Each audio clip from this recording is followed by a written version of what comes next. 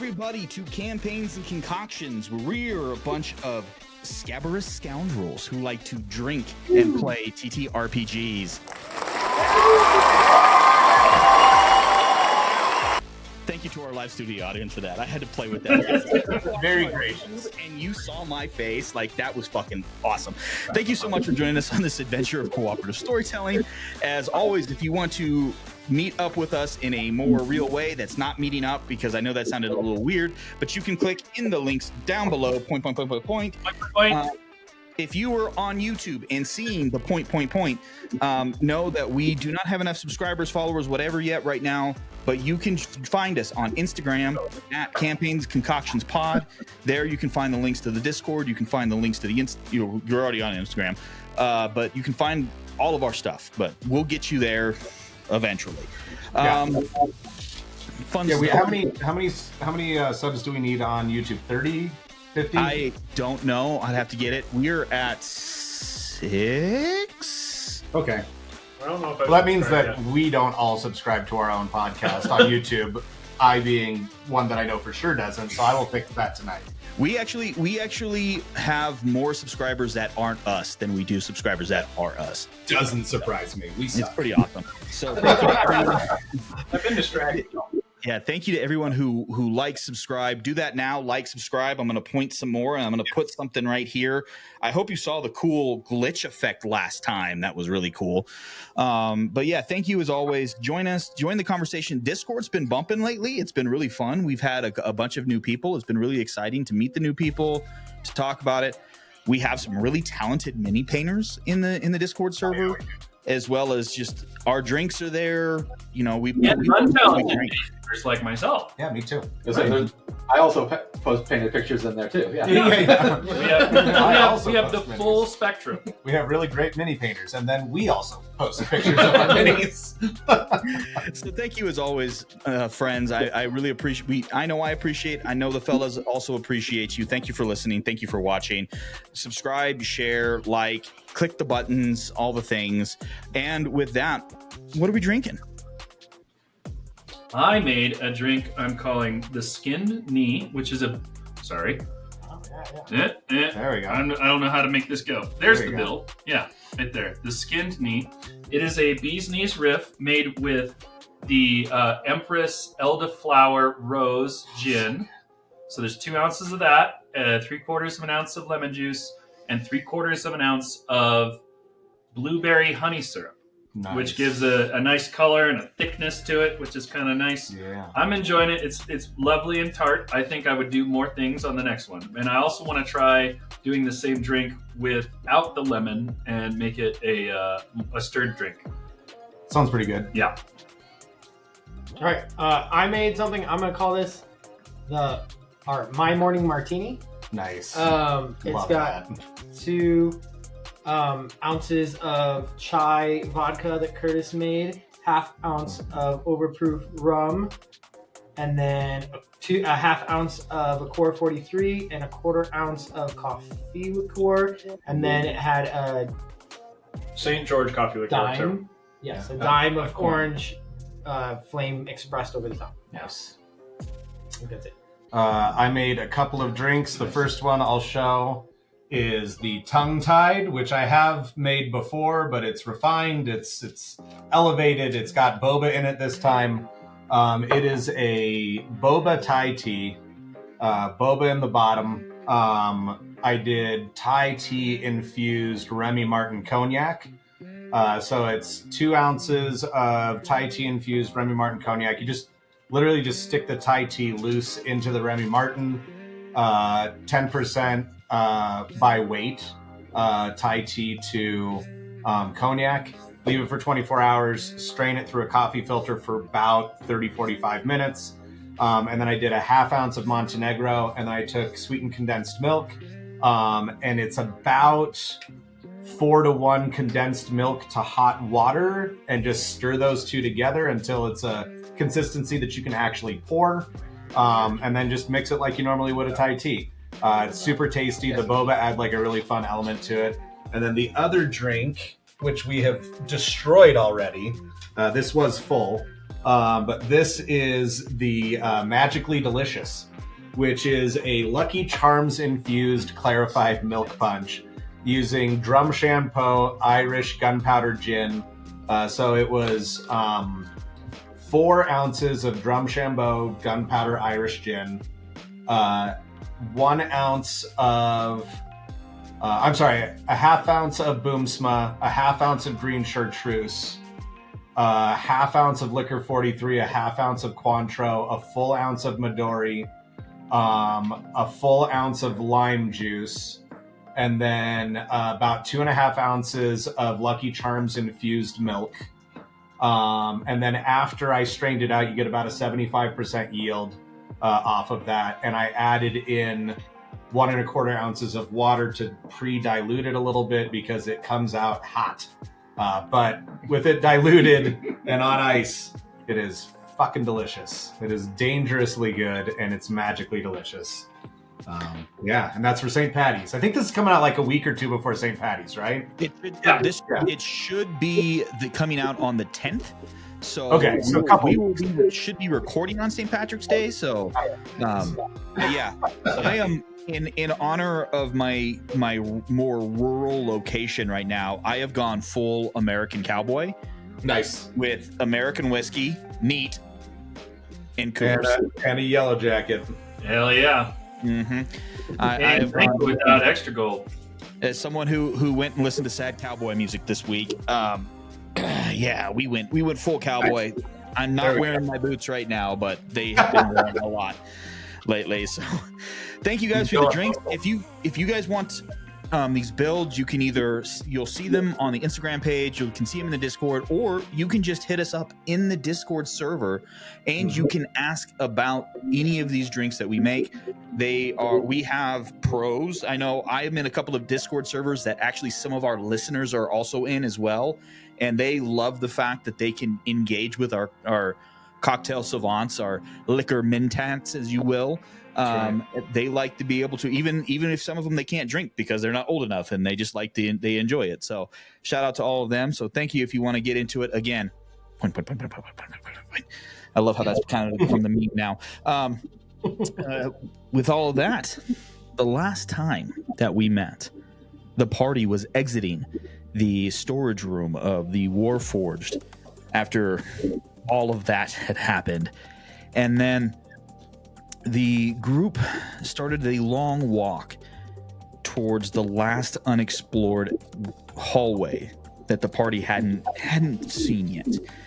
There was a very interesting conversation to be had with Lieutenant Al-Ramla about where she came from, her experience, and the fact that there is now a man with no hands in the underground below Tinkermere. They found a room with floating pots, I guess you would say, that had some sort of green translucent material. An investigation was had. Things happened that included some damage to one stout little member of the party, L, and then everyone began to return back, and there was some conversation with the commander.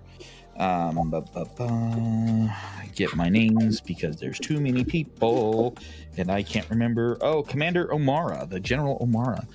And when we left off, the party was getting ready, looking for information for the infirmary, to which there Lieutenant Al-Ramla looks and says, "If you would follow me, I will take you to the infirmary." And she leads you down the stairs out back into the parade yard, which, as long as it feels, days even, it's only been a few hours that you have been down underneath Fort Liberty. The bright light of the day hits your face and is shocking in its just power after being in that dark and also surgically lit space. The natural light of the sun just really kind of is shocking. Not too far away is the building that the infirmary is located in. Lieutenant Al-Ramla leads you in and hollers for a medic, and a young human man steps through and begins to... I'm trying to remember. Is Elle conscious at this point? No. Nope. I didn't think so. I couldn't remember. Immediately notices Elle and goes in and begins to triage. Pulls them in and stops everyone that they can from following. And I'm assuming that Sark is going to continue to follow in, yes? Yep. All right, so let's make some contested strength rolls. Well, that they might actually win. Maybe. Might. What was that? Said might. It's an 18 total.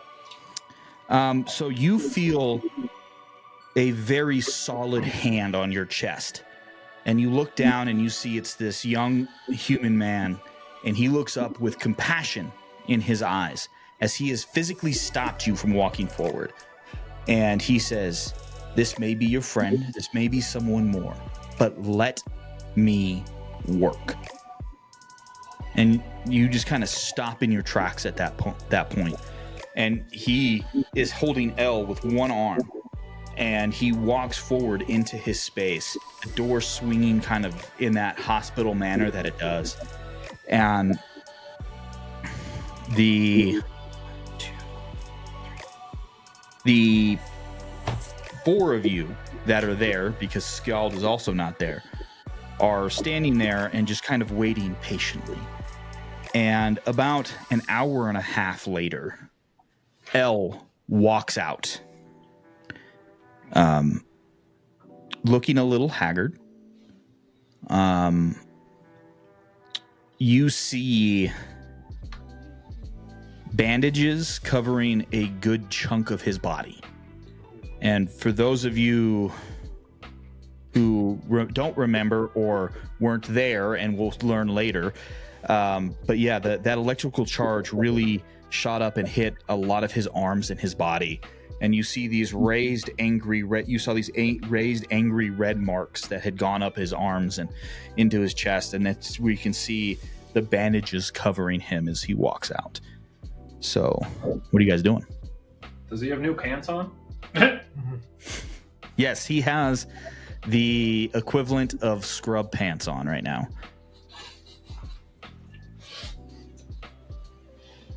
His pants are really comfortable. I don't have enough pockets, but they're really comfortable. How you doing, bud? I hurt a little bit. I'm sorry about that. I meant the getting choked out part. I didn't want you screaming. That's fair. You're easier to deal with unconscious when pain is involved. That's also probably fair. Do you feel like you can get around? I was getting around before. Okay. Well, my experience with that type of injury is that it hurts the most on the third day. So at that moment, Yet. the medic walks out, and it's that human man, and he walks up to all of you, and he holds out his hand to Sark, and he says, "Hey, I'm Sergeant Jeremiah Storm, and it's an absolute pleasure to meet you. Unfortunately, I understand that it's in these circumstances. You can call me Doc Storm." And Doc just kind of starts rolling out all of these things about treatment and care for these burns and the wounds and everything, and he says, I understand that you all may have some access to a better medical facility very much quicker. I would recommend you getting Elle, I believe you said your name was, Elle, to that facility quickly. He's okay for the time being, but he's going to need some more advanced medical treatment long term. Thank you, Sergeant. We will take Elle back to our ship and get him the care he needs. It's Doc. Call me Doc. Yes, Doctor. You can see him. He's a fairly standard height human, blonde, piercing blue eyes and walks with a competency that is staggering in his just like self-awareness. He kind of gently puts his hand on the shoulder of Sid and says, well, thank you. If for any reason, if you're still here in Tinkermere and you need notes, medical notes, anything like that, feel free to give me a call and I will come see you. No problem, Doc. Is that just free range medical notes? Kind of looks at you, free range. Organics puzzle me. No, I mean the notes about his injuries. Oh, that's less interesting. I can't give you all my patient notes, man. What the fuck are you asking here for? I don't have to know who they are. I still can't give them to you. Okay. I was just clarifying. Like a milk punch. Clarifying, like a milk punch. So he just kind of shakes his head and he pulls off his gloves and he just kind of walks. As he's walking into the door, he tosses them into the trash can. So what are you guys doing? I was gonna start trying to pack a pipe to smoke as soon as his back is turned. This might be one of the few things that starts like, nope, I'm not getting in between him and that. I'm gonna go try and find the ship. You do hear a very kind of like insistent female voice that says, "You can't smoke that in here." I'm pretty sure I can. You don't want me to stop you. Let's just say. Please go out. You can walk out the door and still smoke. That's where I'm headed. Just don't trust my coordination at the moment to walk and pack at the same time.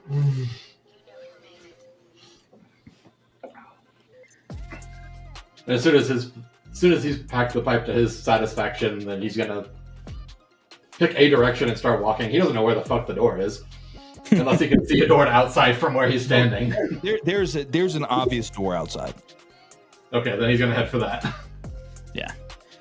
You have the same reaction that the rest of the party did. Bright light that is it's definitely distinct from what you just remembered, especially the darkness of the corridors that you guys were in with in the quote unquote power room.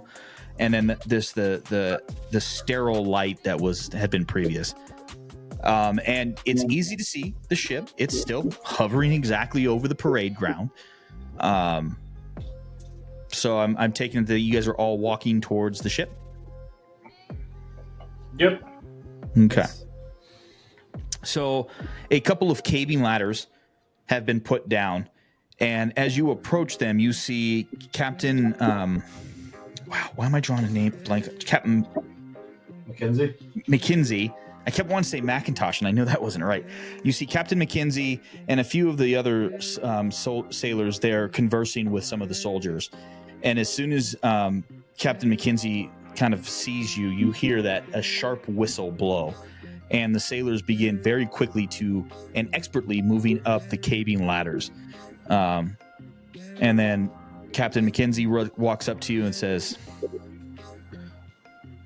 I gotta remember to do a southern accent. Oh, hey, y'all. Oh, my lord, you have got some damage on you. Do you need some help getting up, or do you think you can climb just fine?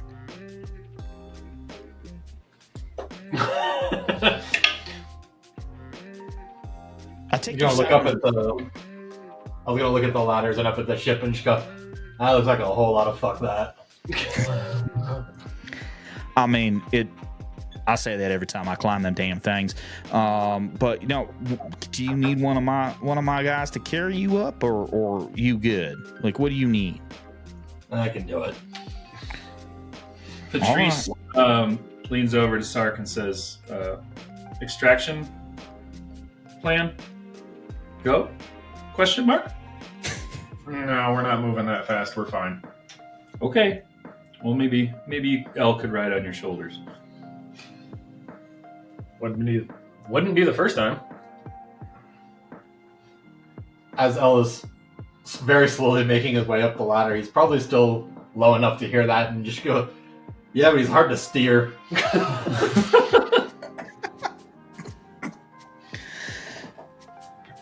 All right, so Just don't pick one pass.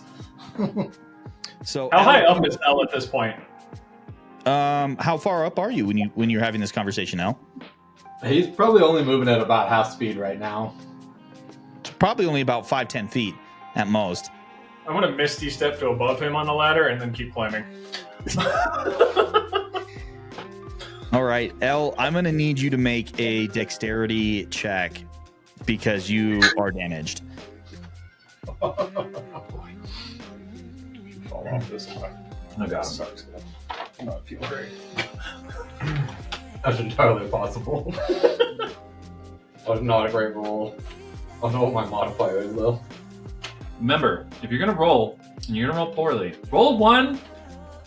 That's an 8. Was that an 8?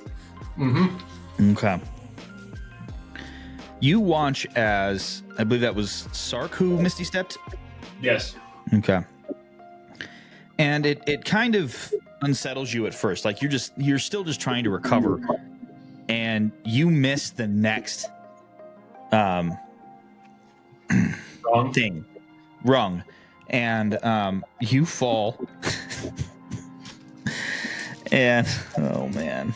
Patrice cast Featherfall on him. Okay, so you're not going to take any damage then because it was only going to be a D6. Above him or below him. I'm above him. I bamfed above him. So you're falling very slowly, and if you needed to, you could grab back onto the ladder. He's also only falling like 5 feet. Correct. Man, that's kind of nice. He would be more concerned with keeping his pipe actively smoking rather than catching the ladder. That sounds just about perfect, right? Patrice is going to use his last 4th level slot. He's going to polymorph into a giant eagle with a giant afro. And he's gonna walk over underneath where Elle is falling and position himself so that Elle is mounted and ready to go up. Okay, and then I'm assuming Elle that you're not fighting this at all. How much does it hurt to land on him? Not really, because you're feather falling. It's fairly gentle. I was thinking more just Touching. Falling on fresh injuries. How long has it pressure been of since falling his injury? down. Has it been how many hours? Probably about 3. 3 hours? Yeah. As a former burn patient, yeah, it's gonna hurt. Yeah. It's not gonna. Nothing touching you is going to be pleasant. Not one thing. No. Yeah, it's more the concern of the unexpected hitting when he doesn't expect to. Mm-hmm. That might jar a reaction out of him.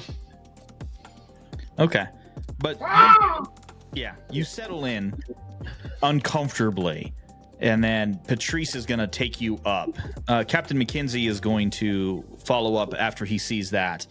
Calls for the caving ladders to be taken up, and then he does this number. He goes 1, 2, 3, 4, 5. Y'all, are we missing somebody? Uh-huh. That seems normal for our group. Just I'll probably show up in a cocoon or coughing up water or something later. Okay. Would it be where are we going then? back to the manager's tower, please. Okay, that's easy. And he starts calling out and starts giving different directions for the ship. The ladders are lifted. The bow of the ship begins to lift as the sails are unfurled, and it's only about a 10-minute sail. And then you are docked and anchored at the top of the manager's building. During this transport, is anybody doing anything like, say, the two members of the manager's organization, like contacting him at all? I don't have a way to. Do you? I thought you guys had. Didn't you guys have sending stones? I don't think we have one that has him on the other end. Oh, that's right. You don't. No, you guys have been doing that through the offices. Yep. So okay, no worries then. I've got one of them on me. The contacts manager? No, I've got a sending stone that contacts you guys. Yeah. I've got one of the ones that goes back and forth with your group. Oh, okay. Yeah. We just got those. Mhm. That's right. Yeah, no, we don't have a direct contact with the manager. In the That's right. building, in the Yeah. office. Okay. But he was kind of expecting us back today. Probably. Oh no, I was thinking of someone who was going to be there waiting for you, but as in like medical staff or something like that. But you guys don't have the ability to contact him, so don't worry about it. So after everyone is anchored and docked, you exit onto the roof of the manager's building. Elle and Sark, you guys know where the hospital is, and it's a full-ass hospital. It is located in the basement. It's actually in the below ground, and it's probably one of the most secure facilities that the manager owns. So if you feel like it, the two of you can head direct.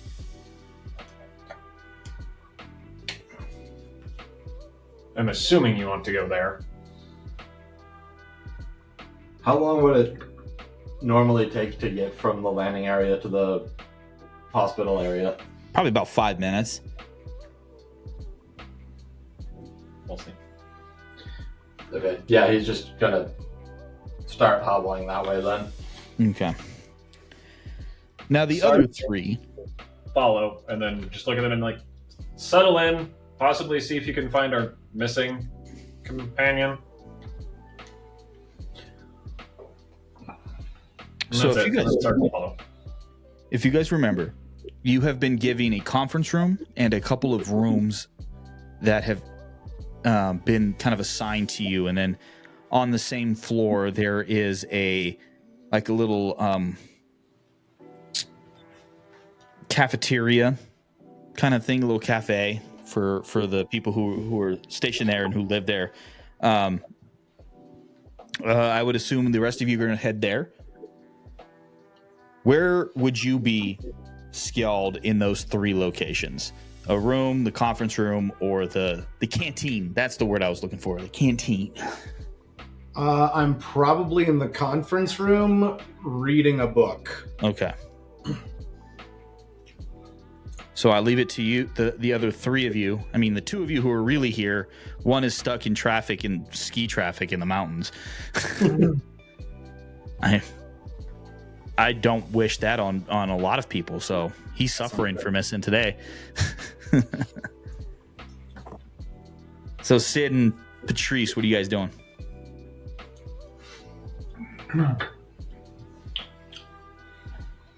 Patrice, how you holding up? I'm pretty tired, man. Like that was a vicious battle, and I used a lot of.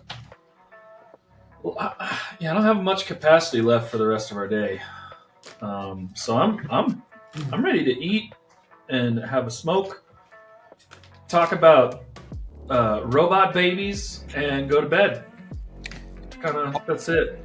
Also, if you guys remember, the conference room does have kind of like a balcony because it's the middle of the tower, and it has this, it has a spectacular view of the lagoon.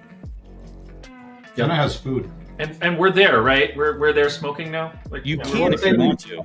Let's go get some food and Yeah, just let's make a small sandwich and head to the balcony take a and couple smokes. There's a lot to decompress from this. So for sure.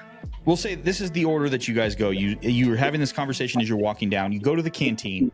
There isn't the full staff, but there is some kind of munchables that you guys have there. A couple of really nice looking sandwiches, some just kind of lickies and chewies, as we used to call them. So pretty much anything that you want, though. It's like a variety of delicious sandwiches, some soups, some fruits and veggies and stuff. So you're able to grab a couple of sandwiches. I think today would be, we'll say it's like a pastrami, a turkey, a PB&J, and there's even some lox. Ooh. Patrice immediately gravitates towards the locks. Okay. Sid grabs a pastrami sandwich,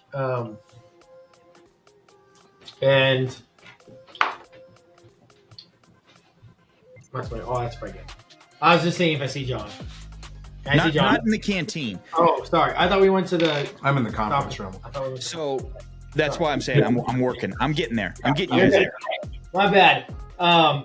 Yeah, so grab a sandwich, head out to the balcony, probably lead Patrice out to the balcony. So actually, before you guys get to the balcony, you open the door to the conference room, and there you see feet kicked up on the conference table. Eating a lox bagel. Yep. Shocking all of you with Yeah. a book in his hand. Yeah. Skull, Yeah.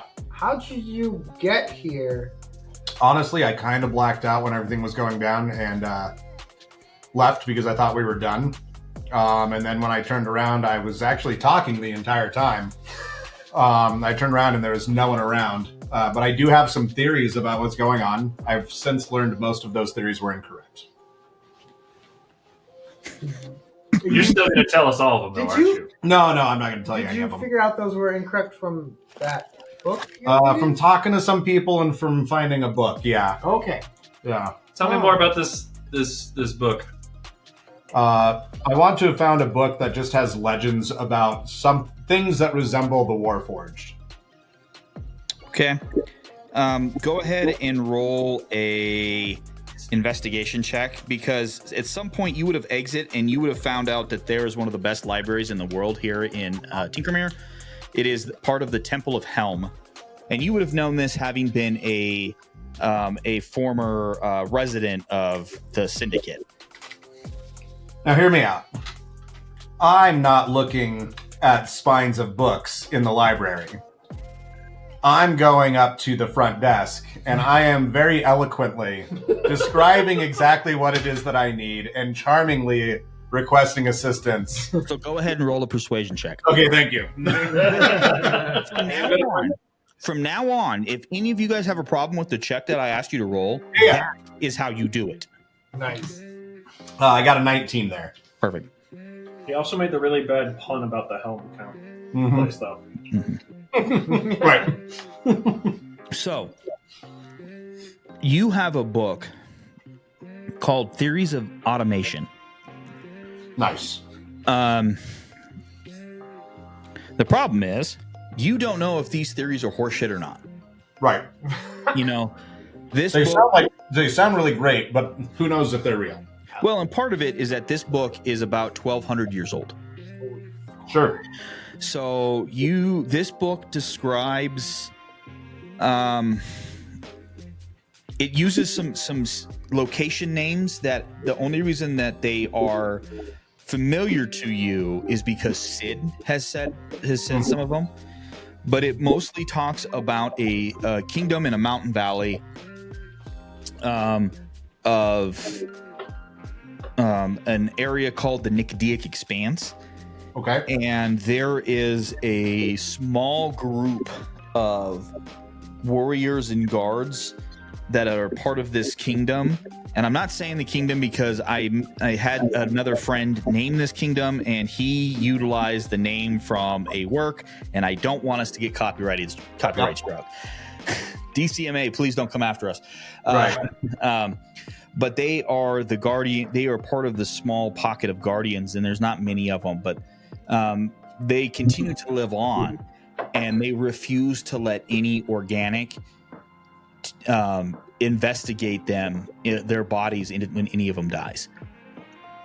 So what you're getting is literally the title of the book, Theories, right? Mhm. And they are very, very conspiracy theory oriented, but you don't know that. Right. Skull doesn't know that. Yeah. So I found this book. Based on what it says, I think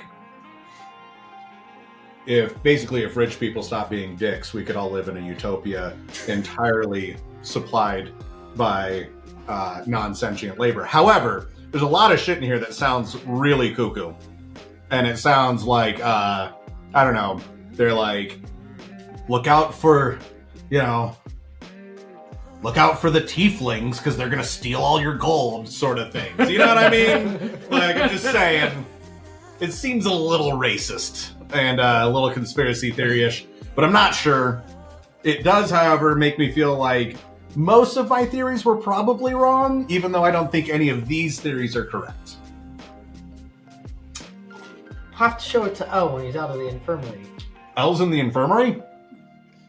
Yeah, after you left, we went down this long hallway, and El got burned in like these giant. In the name of science. In the name of science, of course. Of course.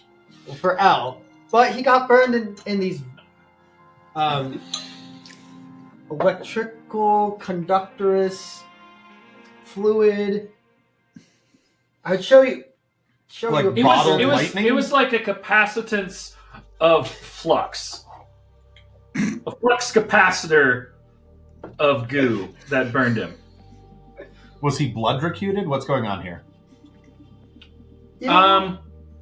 It was like an apocalypse of metal Okay. Gotcha. for his legs. Interesting. He's Is he okay, but okay. he's All right. It's like as soon as they started to say that, like Skell started to get up and move towards the door, and then when he heard for science, he was like, "Oh, that dumb fuck," and sat back down. Yeah. Like, who do I have to murder for my buddy L? Oh, he did this to himself. That Of course checks he out. did. Yeah. So, yeah, he's gonna be in pain for several weeks, but he's gonna be okay. Okay. Based on what the doc told us from the Legion, that coolest name of any medical professional I've ever met, Doc Storm. Yeah, that's pretty good. Yeah. Doc Storm Yeah. said it. Man, yeah. All right. So, Doc Storm said he's. I mean, gonna how do be you good. not trust a doctor with a name like that? I don't know. Literally life-saving with a name like that. Right. You know what's just kind of interesting is I that had Grey's Anatomy you know, running through my head now. El kind of got shocked by a form of electricity, like lightning, and storms can have lightning. It's Uh-oh. kind of interesting. What if Doc Storm is involved? No, I've been reading this book too much. You have. You have. Yeah. Hey, let's Yeah. go smoke. Okay, that's a great idea. Sounds Let's great. go smoke. So the three at this point, SOA has let you all know that she's gonna go to her room and just kind of recuperate mentally because she did not want to be there. The three of you exit. It's late afternoon. The sun is beginning to slowly move towards that western horizon. The glittering of the sunlight off of the lagoon is spectacular. It's absolutely gorgeous.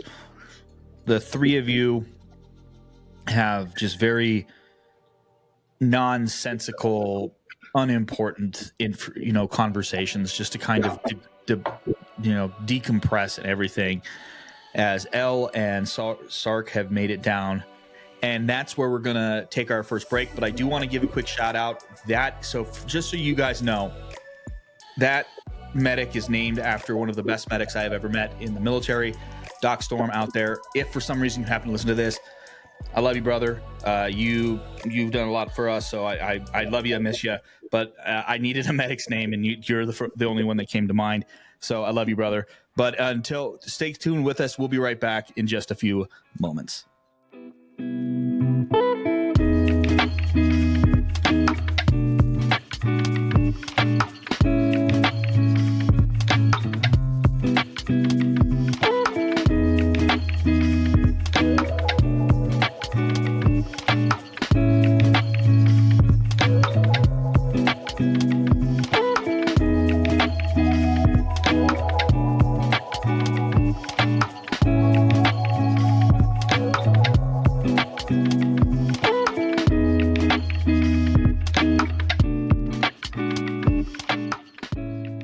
Welcome back, everybody, to Campaigns and Concoctions, where words have no meaning. Just kidding. No, I love all of you. Before we move on to what we're drinking, I forgot to shout out an internet friend of ours that we really, really like. Almost DnD we are friends on Instagram. They went out of their way unsolicited to go and listen and give us 5 stars on every platform. So if you are looking for more D&D content, for more D&D podcasts, they're doing really interesting things. Go follow them on Instagram. Go give them a listen if you've got the time and the space to listen to more D&D podcasts. As much as we love the big creators out there, we wouldn't be in this space. We said a few weeks back, we wouldn't be able to do this thing without the big ones. Go support your smaller creators, because we're able to do things that the big guys can't, but we need more help. So go help them out. Almost D&D, we will put a link in the show notes. Point. And go just check them out. Go follow them and tell them Campaigns and Concoctions sent you. And we're very excited for them to be friends of the pod. With that being said, drinks. Tell us about your drink, Nate, because it's delicious. So it's been up in the Discord for a couple of days now, but I made it. I have no idea what to call it. It has 1.5 ounces of the Brinley Gold Shipwreck Coffee Rum, 1/2 ounce of Plantation OFTD, 1/4 ounce of the Amaro Cicaro. CIO. Chicharo. I knew I was saying it wrong. Yep. Close, though. You got closer than most people. Ciao. Yeah. 1/2 ounce of pineapple juice, 1/4 ounce of lime juice, 6 drops of the Hellfire habanero shrub in it. So shake it, put it. This time I tried to do the port royal. Actually, yeah, that works really well. Because it's got Jamaican rum in it. Yeah, it's the port royal. And then this time I tried to do like a pineapple foam on top of it with some lime zest. And it turned out fucking delicious. It's so really good. So good. It's really All right, good. tell us about your not martini. Oh, my not martini. Your not shaken vodka martini, because it's not a martini and it's not vodka, but it is shaken. I did shake it. Like a Polaroid. Yeah, so when you add citrus to a drink, you typically shake it. Always. When you don't, and you shake it, you're just a bad bartender. Or making a vodka martini. Or making somebody's vodka martini from a very specific IP that doesn't know how to drink, that wants his drink to be watered down so he doesn't get drunk and he can still shoot people. It's true. Yeah. But That's how it works. it is 2 ounces of the Empress Elderflower Rose beautiful colored gin, an ounce of Aperol, and an ounce of Baron Jager. Baron Jager is the honey liqueur from Germany. And it's pretty good. It's the template that Matt Miller has been using recently, just with a different gin. And I'm gonna try and make it for my work friends. But I don't. This isn't it. This isn't it yet. We're gonna keep tweaking it. I'm gonna call this the Rhubarbarosa, because it came to my head and it sounded funny. So it's a 1/2 ounce of Batavia, Iraq, Indonesian rum With red Yeah, rice in the mash. 97% sugar cane, 3% red rice. Beautiful liquor. An That's ounce so good. of the Empress Elderflower Rosé or Rose? Elderflower Rose? Rose. Elderflower Rose gin, which is delightful. 1/4 ounce of Liquor 43, 1/4 ounce of Benedictine, 1/4 ounce of Rabarbaro, and 1/2 ounce of simple syrup, a full dropper squeeze of saline solution. And then I just stirred it and strained it into a Nick and Nora, and garnished with an orange twist. And it is really tasty. It's like very gentle. The combination of the basically rum and gin works really well together. It's not overly sweet, but it's not overly botanical or floral. Cool. You got anything else? Nope, those are the drinks on the I table. think that does it, yeah. All right. So, a few hours pass as Skjald, Sid, and Patrice are sitting out on the balcony, having a couple of smokes. At this point, there's been a realization that the party has returned. A server has come in to the room and has actually taken an order from you guys a few times for some drinks, and then eventually at this point, the sun is beginning to set. And he comes in to remind you that dinner is being served in the canteen if you want it. We can bring something here if you would like, but it would be a little bit more limited in the menu. And at this point, as the excuse me, as the waiter is finishing this description, you watch as Sark and Elle enter the conference room, and you see, especially you, Scald, for having not seen him, you see a heavily bandaged, slowly walking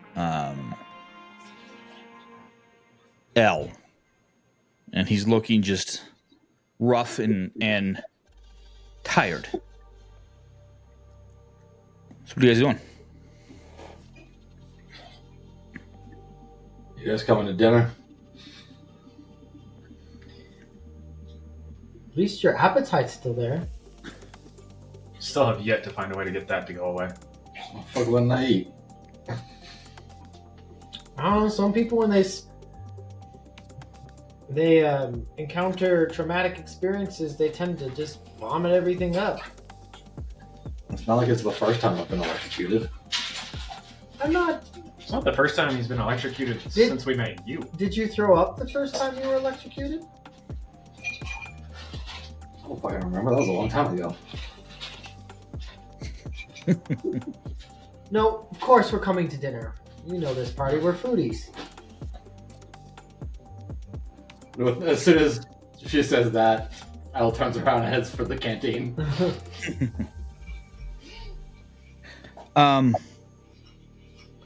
It seems that word of your arrival has made its way to the people that matter. And as you walk into the canteen, it's set up sort of like a college cafeteria, but like as someone who works at a university right now, like a very nice one, where there's multiple options, but it's very high end. And of course, this being the manager, it's also high end because of that. So it's even more nice. It looks like a prime rib has been laid out for y'all with, all of the sides, the typical a la carte sides that you would have, the creamed spinach, the asparagus, the steak fries, all of that stuff. Then there is also a some sort of fish dish, most likely like a bass, because it's not sea bass because you're not by the sea, but it's close enough that like the lagoon's big enough that it's something similar. As well as it looks like creme brulee has been laid out for dessert. My mouth's watering. Right. Literally watering. Yeah. Stop it. Foodie describing food to foodies. I mean, it's funny when I'm at work and people are like, "How do you do such a good job of describing the food here?" And I'm like, "Well, you see, every other weekend we spend about 3 hours describing food to each other." So. I mean, it's my favorite dessert. Sark actually eats creme brulee. It's probably the first time anyone has seen him eat anything, and he walks over and is just like, "I want the creme brulee," and then goes and sits down. Does he crack it with his spoon? No, he goes bink with his finger. Nice, perfect. Is there anyone serving us? So there is. It's not. It's more like think of, for those of you who've been and they will understand these references. It is very much the Bellagio buffet. Nice. Like when they used to have a buffet, right? Like you're going to a high-end casino, and so like you're serving, like you're walking down a line, but like the food quality is like amazing, Michelin starred, right? So like you're having really good food. It's just it happens to be in like a European canteen, right? Like some factory workers' canteen. But it's like a full hotel pan of 3-star escargot. Exactly. That you're like using like the spatula to scoop onto your plate. Like it should not be served in these quantities. No. So yeah, Sid definitely plans 2 courses in her head. There you go. The first one is the sea bass with some sort of white rind wine. It's a wild rice pilaf with nice. with roasted bell peppers And Whoops. yeah, Never again. dude. Hashtag never again. Don't fuck around. Come on.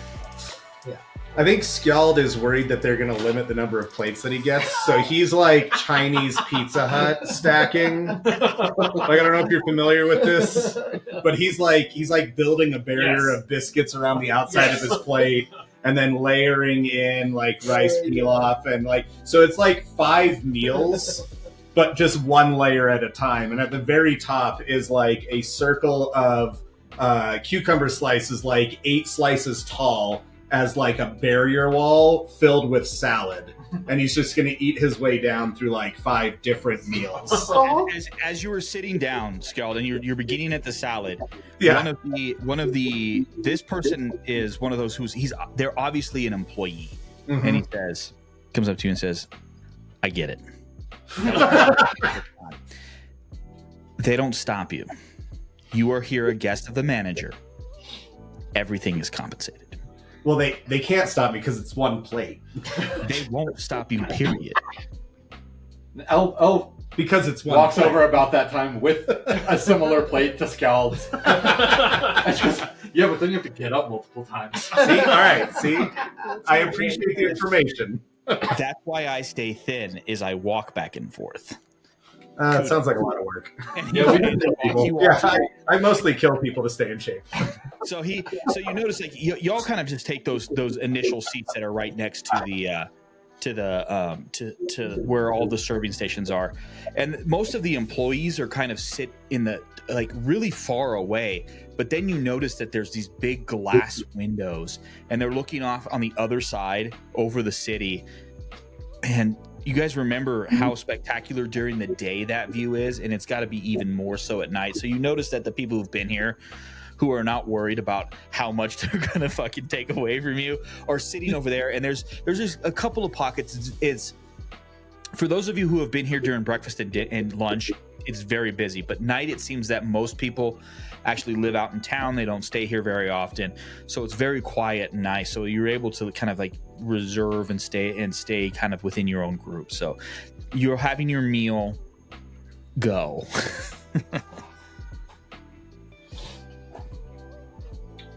I was just very slowly focused on eating. So we looked at the ruins. The ruins bit back this time. I think we're good on ruins for a while. We got a lot to contemplate, deal with, let other people research. I like books, but not that much. Sark, that was a lot. And you didn't see ghosts. I did. I saw them in your face. I saw what you experienced did to you. I never thought you could be a ghost of yourself. Oh, that's nice. But Pretty sure I've been a ghost of myself since I got reawakened. are you disappointed that you were awakened?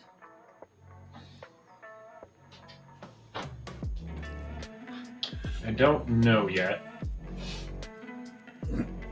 I'm still in the phase of being bitter towards whoever put me here in the first place. Even if it was my former self.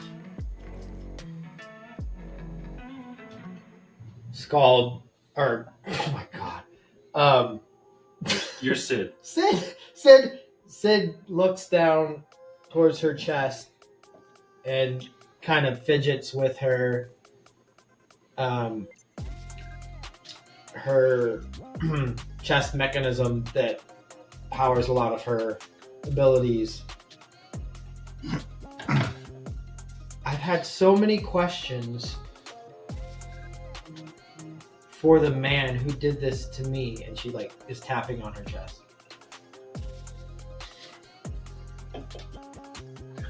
But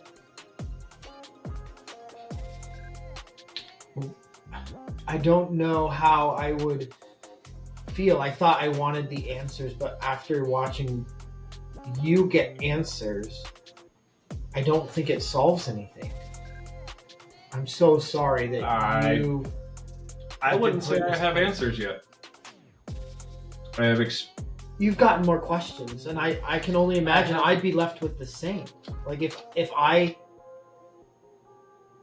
started getting answers to why I am what I am and why I was engineered to be what I am at this point, there are no answers that will satisfy.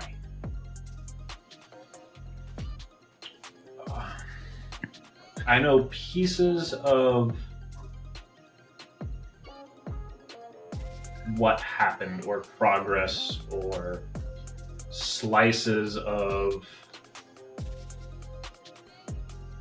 the invention process for this form. But I don't know any whys.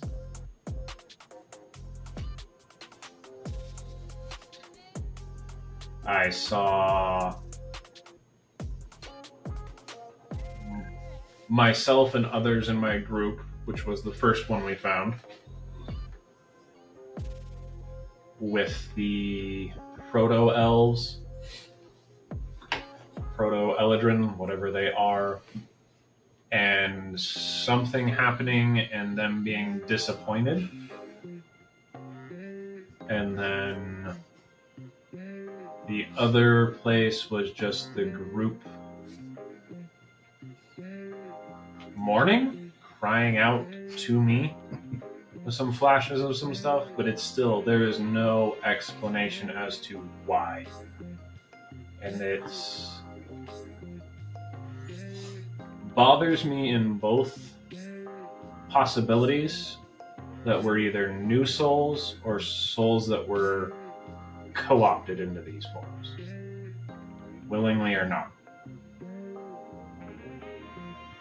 And this is why I really want to find a god to punch. Skull? Real quick question. Going to probably what you were about to ask me. Is there anything in the book that I was reading that talks about whether they're souls put into machines or soulless or souls that are created within the machine? There are three theories. One is that they are soulless automatons that just mimic the actual sapient nature of humanity, or creatureanity, or whatever you want to call it. The people. Personhood. Two is the idea that, and this kind of touches on some of the more esoteric and kind of laughed about aspects of some of the religions of the world, in that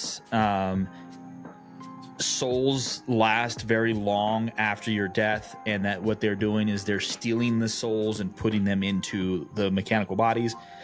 And then the third is the one that is that whoever created these creatures somehow were able to mimic the realities of personhood and sentience and sapience, and that they were able to create an actual soul in this thing.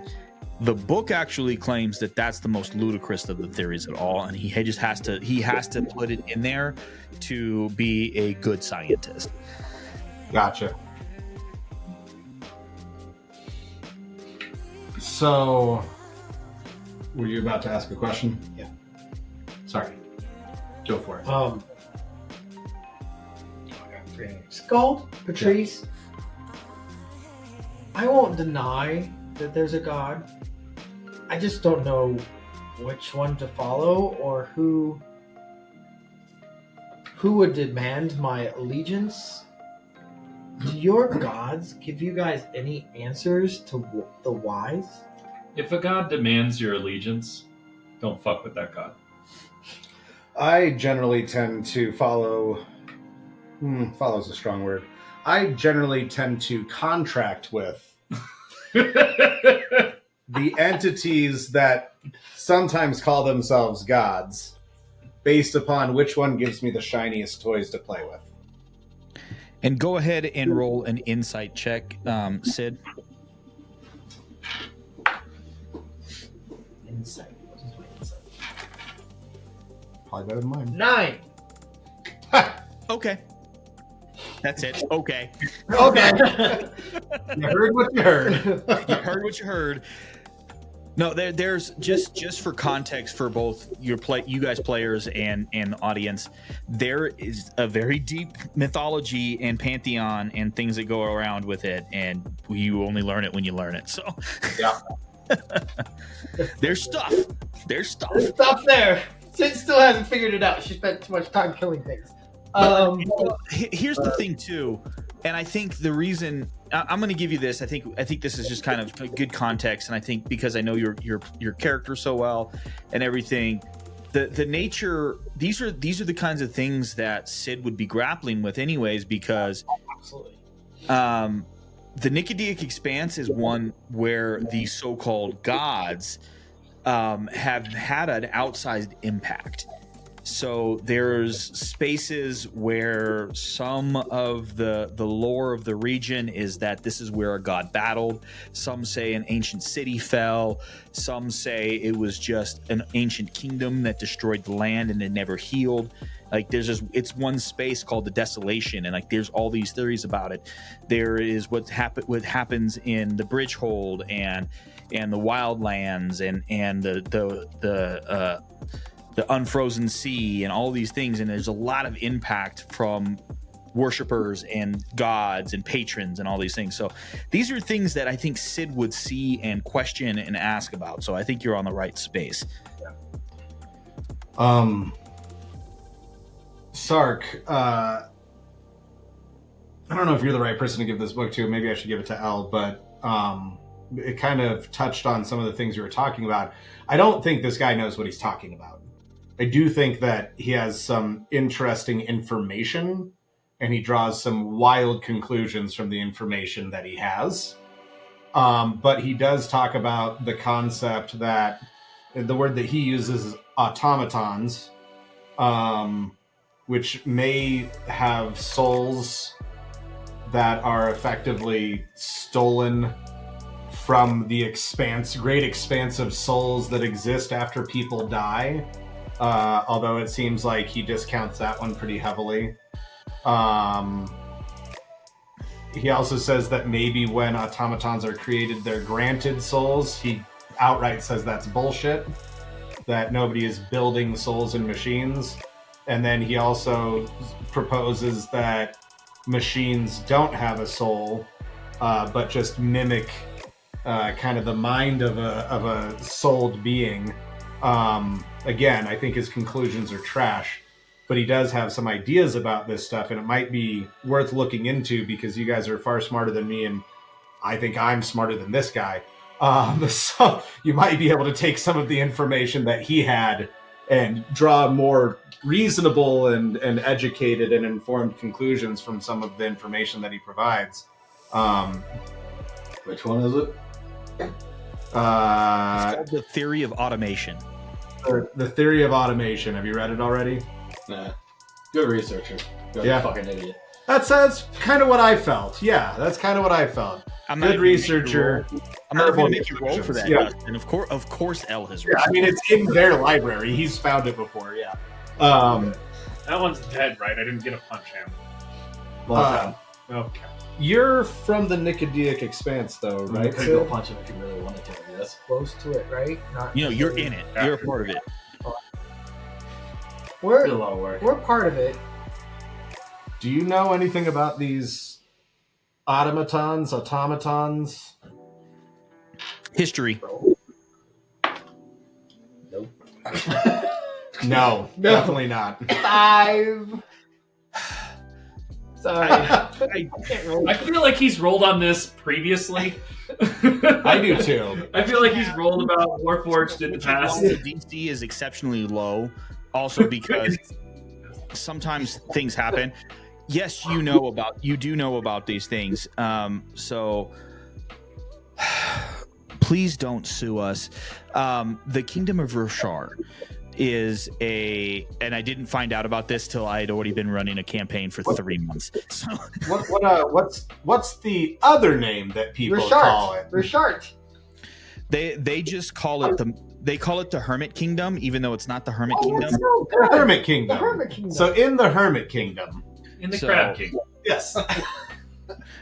So I'm actually making this up as we go because I needed to find another name for it. So I love Kingdom it. of Crustaceans. but in the mountain valleys, so it is completely surrounded by it's a neutral, almost like Switzerland style of nation, right? It has no treaties and it has no enemies, but it's Bridgehold. Very isolationist. Yeah, no, they're actually not. Okay. They are. It's got Bridgehold, Crypsis, and then the Brudal, which is a apartheid, kind of like southern South African conglomerate Dutch colony. It's like a really shitty place, right? But that's what completely borders this place, and they are neutral. They are led by a royal family of Goliaths. And they Really are Swiss. they have found a collection of Warforged, right? And the reason you know about them, and this is why I like to make you guys roll, because it's fun to roll, but sometimes you know shit and it doesn't matter what you're fucking gonna roll because you're gonna fucking know it, right? Yeah. You, in your time in the Legion of the Dagger, right, would have spent some time working with them as part of like doing foreign internal defense and conventional warfare, the things that a special operations force does, right? So like you would have either learned or trained them in certain things.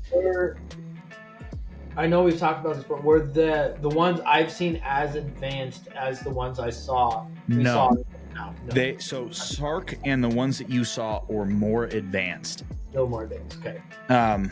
Did you say they found some Warforged? Yes. Interesting. So did they find older or young, like newer They must have found older. or newer? Or Well, rotten. not as well Not as made. not as well made. Yeah. I mean, yeah, you're right. It could be newer. Skull. all right, let's do this. So- Our buildings are definitely worse made than they used to be. That's for sure. Scald, I've come across Warforged before in my times in the Expanse. Warforged like Sark. No, different.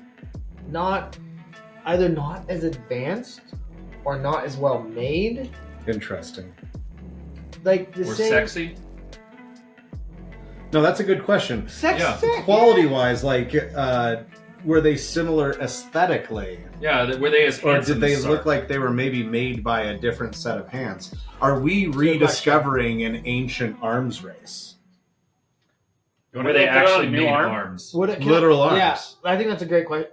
Would I know? Like, what would I think? So about I would it? tell you that aesthetically, they're definitely more aesthetically pleasing. They are more similar to a typical humanoid than Sark is. Sark is a little bit more on the.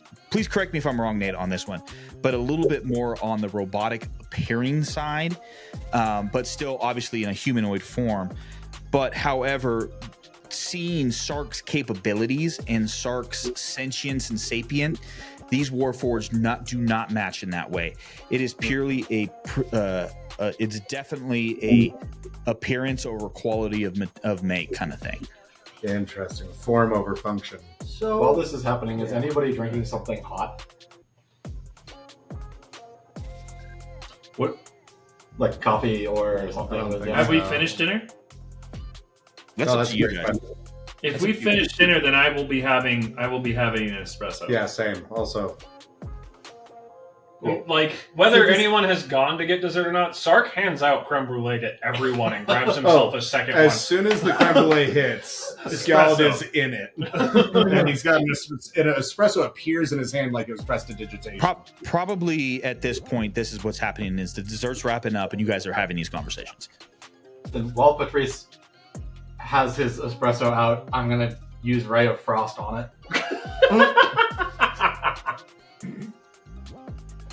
I believe that's an attack roll, isn't it? He got it. He nailed it. That's a Ray spell attack.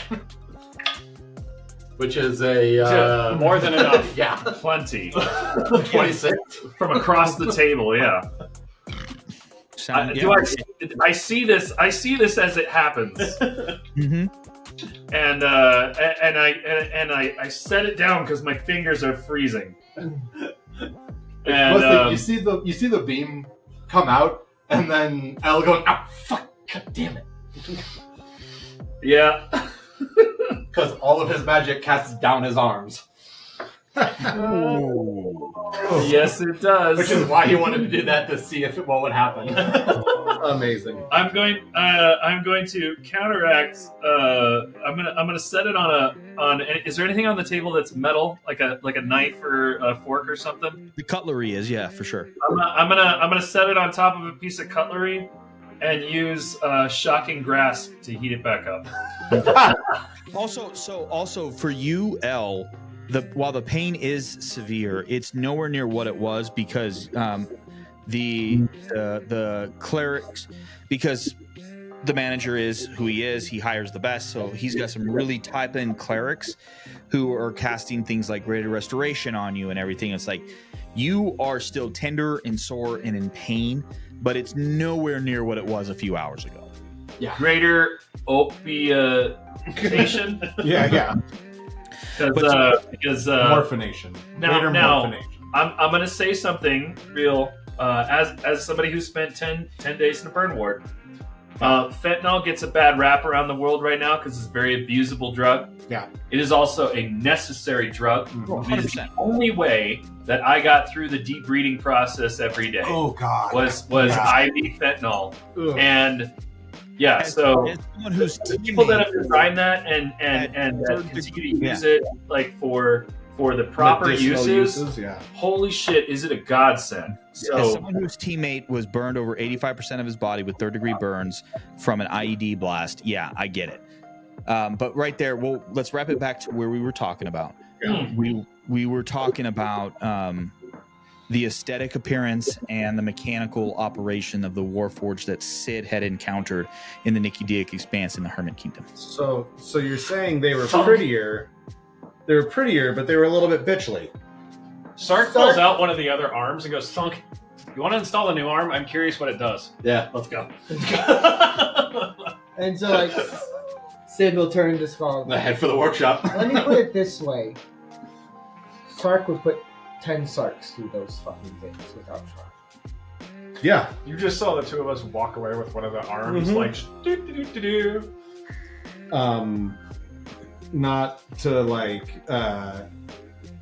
derail the conversation, but I've got 10 gold that the new arm works, and I've got a string bet of an additional 5 gold that he punches at least 2 Sarks for every 1 Sark he punched before. Anybody want to take the over-under? I will take the over under. I don't know what an over under is, but yes. All right. Well, that was the right bet to take. I probably Patrice actually probably does know what an over under is. Oh, you for sure do. Hung out in a bar with Yeah. people all the Bet time. all day on. But he fights. says it like Yeah. he doesn't know. Yeah. Hold on. And Patrice, so most everybody like, Nat 1 on Yay! I'm so excited. I'm so happy I rolled a Nat 1. Still roll insight or deception for me, Patrice. Deception? Oh yeah. Mhm. Oh, so good. So good. So good. That was an Deception. 18 on the Oh my dice. Yeah. So Skald is totally in on this. He's like, So, like, where Skald normally is pretty perceptive at this sort of thing, it's Patrice. And Skald doesn't remember all of the details about his friends. Why would he? They're not him. They're not him. Right. He can barely remember all the details about himself. What with all the stories that people tell. They're being unconscious all the time. Right. Being unconscious and accidentally waking up watery. And he just assumes that Patrice tells him the truth always. So he doesn't even think to interrogate the idea that Patrice could possibly be bullshitting him. He's just like, that's the right bet to make, and walks away. It's like when I used to play poker against Matt Paulson, and he was like, "Oh, I could like lie." Okay, that's not.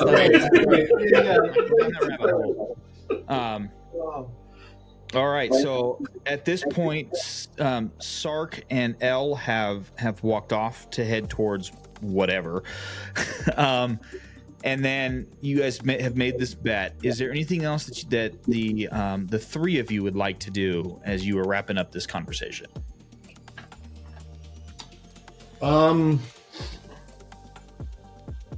Let's go grab that nice bottle of rum that we brought from Haven.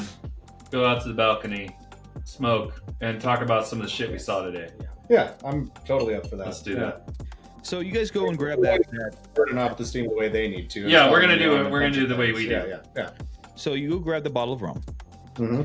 and the three of you head out. And at this point, the last vestiges of the sun is setting over in the horizon of the lagoon. Those fiery red pinks and oranges just sit there in just gorgeous, and it reflects off the glass in the harbor. It's just absolutely stunning. And right there is where we are going to take our next break, and we will pick up in just a few moments.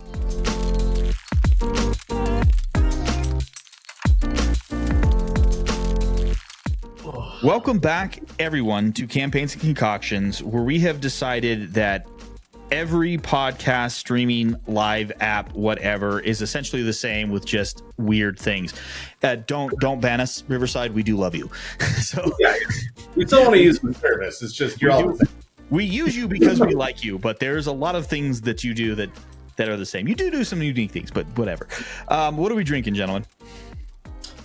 I made a beverage I'm calling the Midlife Crisis. Nice. It's 2 ounces of the Earl Grey Jones gin. Juniper Jones. Juniper Jones gin. It's 3/4 of an ounce of Italicus and 3/4 of an ounce of Velvet Falernum with 2 dashes of grapefruit bitters, stirred with a grapefruit twist on top. Yeah, I'm very happy with it. It's It is. very good. Dangerously good It's and very tasty. easy drinking. Very tasty. So you know what I would call the Oh, midlife I crisis? got the nod from Dustin. If you get a nod on a gin drink from Dustin, Yes, you've done you something did. well. You Yeah. did. No Just so you know, Curtis, what I would call the midlife crisis is Blanton's neat. I mean, that's valid. That's very valid. Or Buffalo Trace meat. Either No, one. Buffalo Trace is because the price point is low enough that like you can get into it pretty early. Blanton's you don't get until you've got enough time under your belt that you can afford it. Like I've never had Blanton's. Also, like if you have all of the letters, you know, Yeah. if you have all the Blanton's letters, that's like true midlife crisis. Yeah. All right, what's next? I made a cocktail that I'm now going to call the Half-Life Crisis. Which is a first-person shooter version of a midlife Oh, crisis. midlife crisis. Yeah. I think that game was made, and I think it was called Heavy Rain. I love that game. Okay, But I'm not wrong. you're not wrong. But fuck you. I love that game. It's so good. I couldn't make it past microwaving a meal for my son in my 1-bedroom apartment after my wife left me because I accidentally lost our other child at the mall. It's still a really. I like any game that has 37 Yeah, engines. I'm not wrong. So I did 2 ounces of Green Spot Irish whiskey. I did a 1/2 ounce of Benedictine, a 1/2 ounce of green chartreuse, a 1/4 ounce of St. Elizabeth's allspice dram. I meant to put other stuff in there, and then I didn't. And I just stirred that up. Oh, and Peychaud's bitters. Put a little bit of Peychaud's bitters. I did mean to put other things in there, and then I forgot that I was going to put other things in there and just started stirring, and it turned out really tasty. Another good name would be I Forgot to Bergamot. Oh, I put the Italicus in there. I did. I put a 1/4 ounce Italicus. Yeah. We should just call it Heavy Rain now, though. We Yeah, should I like call it that. Heavy Rain. This is the Heavy Rain. I really did like that game, though, man. Dude, I'm telling you, For those of I who know me, restarted. It I makes restarted 3 times and fucked up microwaving my kids' meal 3 times because it's a fucking quick it's time a event. quick time event. I gotta do You have to this. quick time your child's microwaved meal, and if you fuck it up, it's frozen in the middle, or if you fuck it up a different way, it's burnt. And I was like, I got this kind of stress in real life. I don't need to be fucking up a microwaved meal Hold this in up. my video games, you know? Hey. No, I don't have any children, but Oh, yeah, I fuck this up my is- own microwave meals. John, hold that up. Hold that up. This is hysterical. Somehow Move to the we nailed the rainbow of orange. Yeah. I don't know what the hell this is. From yellow to red. We got the spectrum from amber to red. We just did that. So Yeah. if you're interested, the rainbow would be pretty just an orange. Yeah. So what else are we drinking before we go too far down the rabbit hole of heavy rain? So this is kind of work in progress, but it's not gonna have a name. But it's Aperol, gin, and Italicus. I think it's just an equal parts drink, but I'll work on it. So One more note about Heavy Rain. Go on YouTube and look up Kumail Nanjiani talking about Heavy Rain. Amazing comedian. One of the best bits he's ever done is specifically about the game Heavy Rain. And it will tell you literally everything you need to know about the game. Literally everything you need to know. I think Nate watched me play Heavy Rain Yeah, when we were That's living really together. So at least in pieces. yeah, in pieces. I've- Because I've I had a wouldn't shut Catholic for up years. about it. Yeah. I wouldn't shut up about it. But like I said, if anyone knows me, they understand that that's like the perfect game for me. Purely quick time events, deep Yeah. story, and consequential decision making. Right? Yeah. Sounds like someone who is a fucking DM. That's exactly right. So, all right. So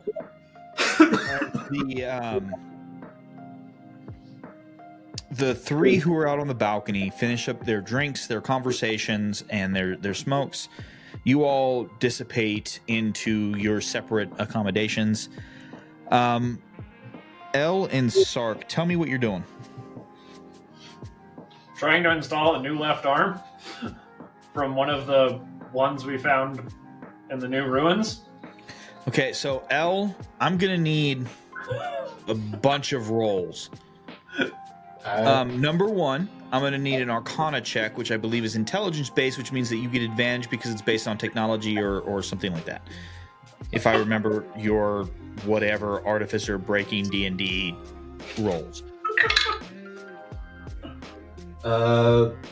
That's a 27. Okay. So obviously you have no problem taking the arm.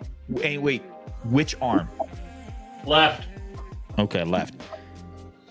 I should have planned this out already. Sorry about that. So the left arm it comes out pretty easily, right? So you have no problem pulling it off and getting it separated because you put him together, so you know. As you get up there, like you can see the connections and everything. So you do notice that the connections from the new arm is somewhat less sophisticated than what Sark actually has, but you're able to kind of get an idea of where it's going to be. So if you would please give me a dexterity check to see how successfully you connect the arm to Sark. Oh, goody. Oh, goody. 13. Okay. And I had another roll in my head and I forgot what it was. Fuck. I hate when that happens. This is what happened, kids, when you have traumatic brain injury, concussions, and you don't write shit down. It's a struggle. History saving throw. I mean, that's my default, but I mean, that and insight. I don't think that fits here, though. Okay, so as everything finally kind of fits in, it seems to be fitting fairly easily and fairly competently, right? And then you're telling Sark to move his left arm in kind of a set of prescribed ways. And then all of a sudden, as Sark is reaching kind of upwards in front of him, his arm hitches and then he gets locked into position. So what I need you to do, Elle, is to make an investigation check, which I also believe is no, that's not intelligence. I need you to make an Is it? Yep. Okay. So again, this is going to be with advantage because of your weird Artificer Break D&D shit. You're going to make a investigation check to see where either missed or excess connections were made inside of Sark's arm.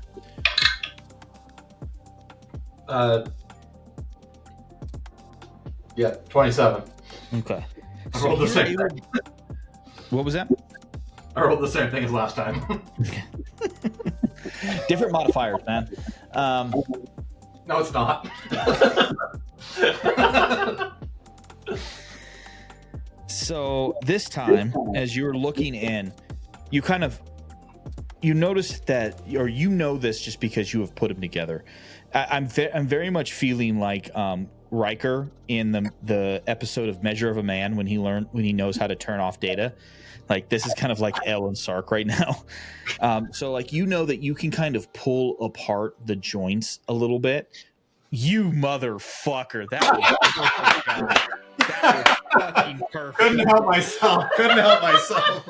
That was great. If you're not watching on YouTube, you just missed the perfect Riker maneuver. Wait. We've got to do something here. Hold on. There we go.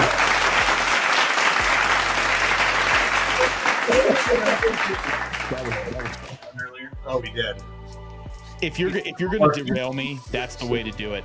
Sorry, couldn't help myself. Totally perfect. So, but you're able to separate the joints a little bit. There's a little bit of give between it, and you can look in there and you see that there is a couple of wire connections that seem to be almost actively searching. So as you've pulled it apart, Elle, and you watch as there are like a couple of wires that seem to be searching for each other. But for some reason, maybe it's age, maybe it's just incompatibility, they can't seem to find each other to connect. But you're able to kind of reach in there with a pair of tweezers and everything. So go ahead and roll another dexterity check to see how you can if you can successfully get these two connected.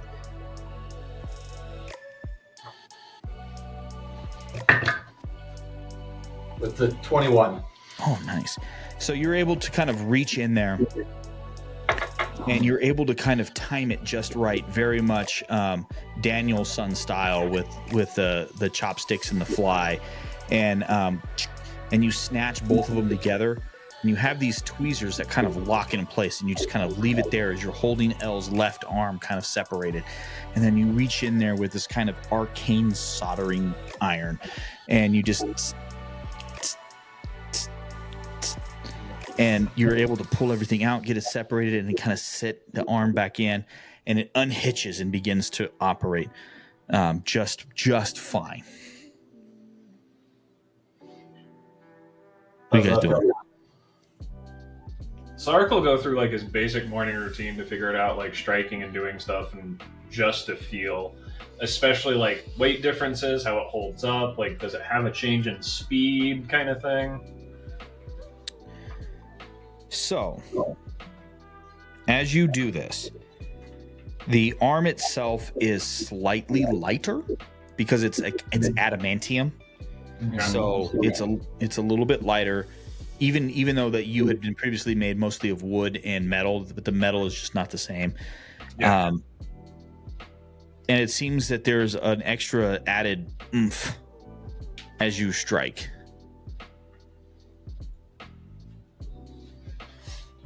It definitely requires more testing.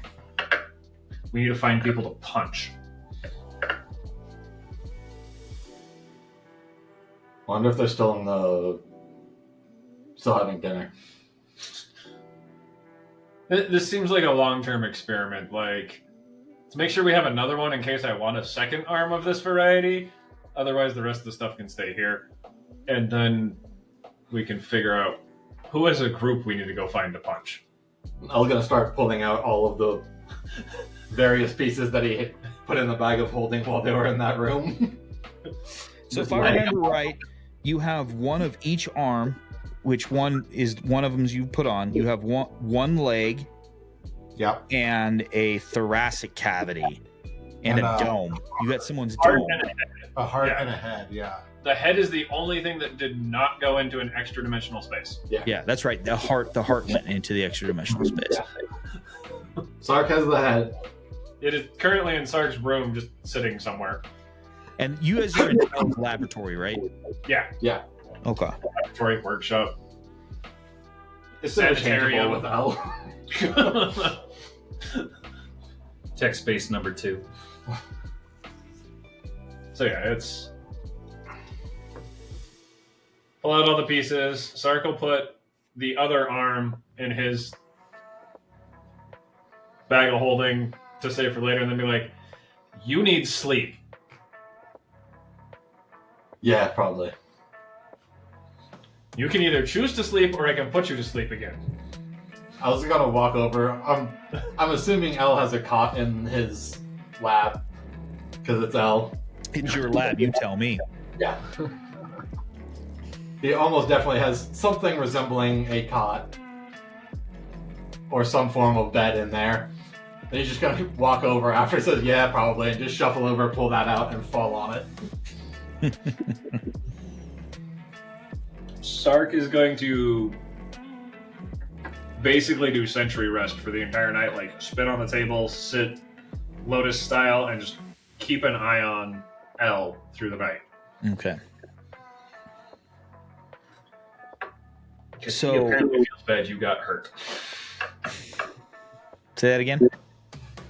Sark feels bad that L got hurt, so he is like, "Oh fuck, now I gotta watch you." Makes sense. So as the night goes on, everyone is quiet. It's a quiet evening. Most of you sleep the sleep that you don't usually get because you know that you're in a space that is fairly well guarded. You're fairly, you don't have to worry about too much. Maybe Scald doesn't sleep as well because Scald. But That checks out. sometime through the night, a note has been slid underneath the door of each of your locales. And as you awake, it says, at the request of the manager, please arrive at my office at a decent time. Whatever we're gonna say what it is. I'm not gonna fucking put it out there. That's an after breakfast, after coffee time Mhm. Exactly. for L. Right. I was gonna say, the manager's talking to L. He It's- might put a valid time down. Right. No. I'm saying this is Morgan saying it because Yeah. I don't feel like making a time right now. I don't. Yeah. I'm pretty sure the manager would also be aware that Sark is most likely in the same room that L's in, Oh, and will drag him out of bed at whatever time is necessary. there were 3 notes that were delivered for Sark and L. One in L's room, one in Sark's room, and one in L's laboratory. Right.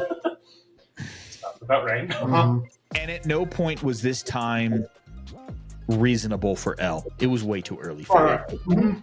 even uninjured L. Sark saw the note come in and went, "Huh, wonder who had that problem this morning." It's like 10:30 a.m. is the time it says, and it's like there's no way in fuck L's gonna be there for that. No, the manager knows that L's Yeah. going to be there, but Right. it's going to be because Not under his own dragged volition. him. Yeah, exactly. So at probably about like 10 o'clock, 9:30, everyone but L is probably sitting there having breakfast. Right. And you're it's really low key, all of that kind of stuff. And then eventually everyone begins to make their way upstairs, and the young tiefling woman that you guys have grown accustomed to seeing there is there. And as soon as she sees you, she reaches under a desk as usual. You hear the standard click, and then the kind of grind as the door, the wall slides open. And as you walk through, we're going to cut this off kind of early tonight. That's where we're going to pick up next week or next session is with meeting with the manager. Right. But before we go, you all have leveled up. So Nice. Yay! let's roll some hit dice, everybody. Oh God. Okay. Well, that's happening. I am now a battle master, so I get parry and riposte. Hell yeah! Nice. That's a 7 on my die for my 3rd level of fighter. Awesome. Oh. I'm so excited to play a fighter, dude. I've got a fighter coming up. I'm so excited to play it. Now, granted, I went weird, and I'm playing Gunslinger.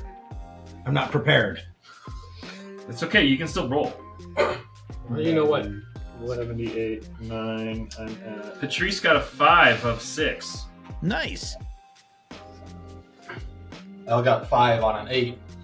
What do I roll for a fighter? D10. D10, thank you. I got a 7 on a 10. I'm now up to 87 hit points. But I also am now a battle master. Which is going to be fun. Got a 4. Oh well. Plus Constitution. Yeah, which is not bad. I will say that your choice of the multi-class into fighter was like the easiest justification of any role playing. Oh, totally. Yeah, and that's kind of like I'm feeling like it should probably be Battle Master, realistically for the subclass. I could Let see the story Skull doing decide. That made my champion, I was gonna say So much champion easier. also makes sense. I get level 6 spells. Honestly, I think to me, champion makes the most sense. You think so? I'm not going to tell you have to go one way, but I know. story wise, that makes sense. Not realizing that I needed to choose one, I feel comfortable talking it out a little bit. I feel like the argument for champion is that Skeld is definitely like, even though he's semi squishy, he's often front and center for most fights. And he definitely like with his crews leads from the front, right? So that's very champion material. I also see that Skald has a little main character syndrome. Oh, for sure he does. Yeah, absolutely. 100%. He is the main character of his story. But the flip side of that is that he is very tactical. Mm-hmm. And he spends a lot of his time doing like zone control type shit. You know? No, I think both are very valid. Yeah. But I think just based off of the fact that there's been times that Skald has hopped crews and hasn't been consistently always with the same amount of people, I think that's why champion would make more sense. Sure. But that's just purely the RP side. But again, I don't care either way. It's just that's how I always make the most suboptimal decisions for my characters because it makes sense for the story. Sure. You could do room giants, so you can get giant's might, so you can become large. No. Totally unnecessary. Okay, I'm not Curtis. I was just laughing that I'm Hey, like, okay, that's a funny Hey, option. if you were Curtis, you'd be an Echo Knight. That's true. I would. Fair. Okay. I don't even know almost all said of something the, about how you should be an Echo Knight just because. What is an Echo Knight? That's the one where you get to have like 2 Johns. Oh, that's Honestly, too bad. I don't think Skeld would go in for that anyways. He'd be like, one of me is too many. Yeah. We don't need 2. Six, I'll take it. It could make sense. You know what I'm saying? But Yeah. like, I don't think that you, John, would enjoy that. No, I don't think I would either. So Eldritch Knight makes a little bit of sense as well. I think that too. I think samurai, at least fighting spirit for third For level, the makes screen. sense for There's my 6. because it's starting at third level. Also, you John, can- you do not have to pick your subclass right now. Yeah. That's fair. I am not. All I give a shit right now is that we roll hit dice, and that it is done. So Got a 6 of 6. I don't know why the 6 Nice. is mind on the D6, but that's amazing. to get people used to it. That's fair. Morgan, yes, just so you're aware, I am choosing Sunbeam as my level 6 spell. I always just anticipate about Sunbeam. Sunbeam. Because I play with Becca. I always anticipate Sunbeam to be taken. Oh, Is she planning to do the shenanigans? Does she do the shenanigans that I'm planning to do? She has always used Sunbeam, and she is always a thorn in my side when it comes to spell casting. And I love you, Becca. I know you're not listening to this because you don't really care. She also somehow turned out to be a rules lawyer. Hey, it's a sorcerer. That was the most shocking of developments of Matt's partner joining us in D&D, was that she became the rules lawyer. I was not ready for that. We didn't bump. And she's right, like 98% of the time. Like, she's actually a really good D&D player. Yeah. I'm trying to find ways to sneak her on as a guest to the pod, and she's agreed to it. It's just that you guys did not make the right decisions. We've been lacking in regards to diversity of gender on our podcast. It happens. It happens. It is what it is. There's a distinction between actively seeking to limit diversity of gender on a podcast, and in our case, it just happens to be that we are a bunch of dudes that play D&D together. Like, we are supportive of everyone's gender identity. We are also supportive of everyone's sexuality and their choices. So, like, there's a big difference, right? To get some estrogen in this. When we lost Dan and Jesse, like, I tried really hard to get estrogen, and nobody that I knew took. Yeah. I've tried as well, and it's difficult sometimes. Yeah, I think ours is more of a lack of knowing people of different genders that want to play with us at this table. Plus, this is a very intimidating table. We are 7 D&D players who have played together for a very long time, who are very good D&D players, and are very comfortable in the way that we operate roleplay wise.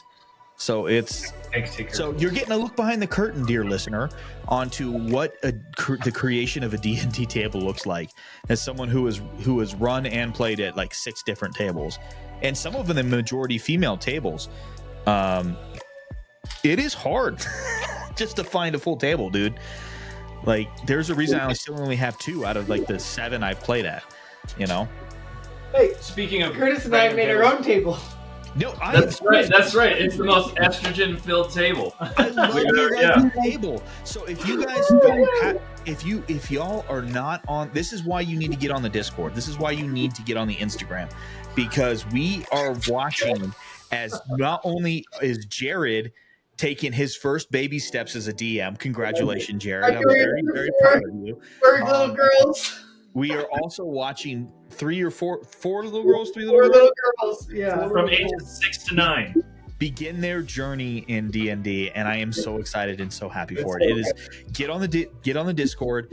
What we're gonna have to do, I think we're gonna have to make a Jared's game thread on the Discord, so he and Curtis can just update us on how it's going. Apparently, it was Aubrey that mimicked someone's voice. Violet. No, it was The Violet. 6-year-old. Violet. So I go. No, this is worth doing. So I go.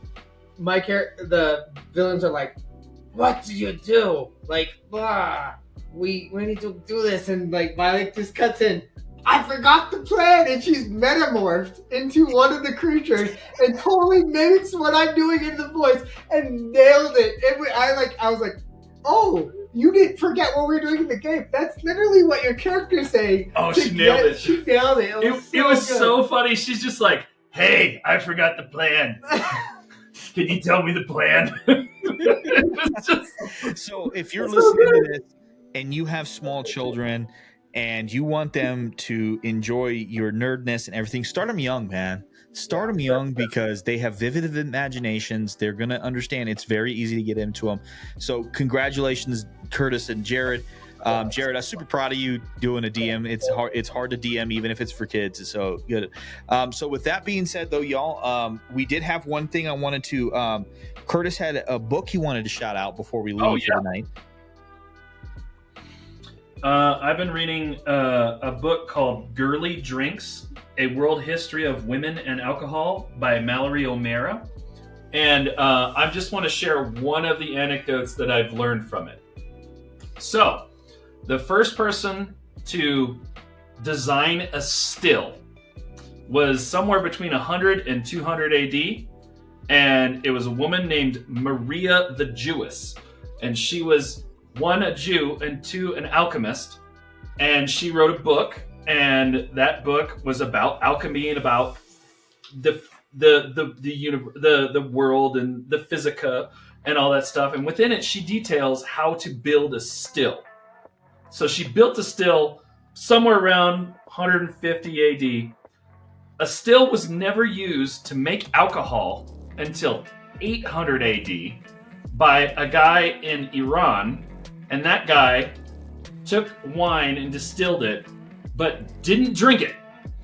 And then it was another 600 years until somebody decided, oh, we could distill this stuff and then drink it, and that was a bunch of Germans. And so they started making brandy and schnapps and all these other things in like the 1400s.